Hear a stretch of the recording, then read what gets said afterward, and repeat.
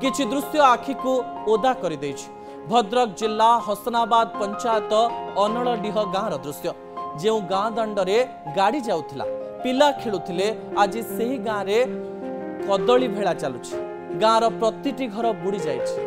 थरे भाबिले घरे थिबो केते केते जिंस केउटी केउटी थाए आ को अचानक घर भितर जदि पानी पशिजिब सबु जिनस तो नहीं घर बाहरी हेबन ना।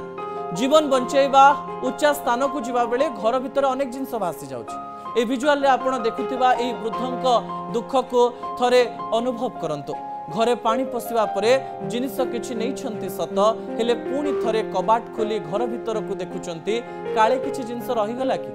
केवल से चित्र नुहे आउ एक दृश्य मध्य आम मनरे अनेक गुड़िए प्रश्न सृष्टि करिछि। घर भितर पानी लहड़ी मारुछि आसबाब पत्र एठी सेठी रखा जाइछि हेले कॉलेज परीक्षा थिबारो झियोटी खट को पानी जीवा पूर्व शेष पाठ पढ़ी दउछि।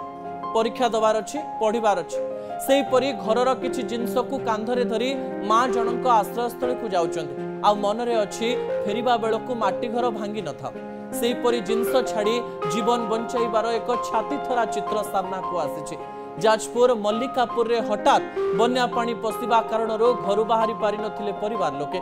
प्राण विकल रे आजबेस्टस ऊपर को चढ़ी जाइतिले दर्शक बंधु। एही समय रे देवदूत होई पहुंचीथिले ओड्राफ बाहिनी आउ जन जन करी समस्त को उद्धार करथिले। पानी आसीछि घर बुड़ीछि हुएत 2 दिन परे गाँरु पानी छाड़ी जिवो किंतु ओदा होइथिबा आखि ए दुख को सब बेले मने रखिथिबो एवं सब वर्ष को मने पकाउथिबो। दर्शक बंधु आशा करिबा जे खूब शीघ्र सरकार एवं प्रशासन सेमानक पाखक पहुंचंतो एवं सेमानकर दुख शीघ्र दूर हो।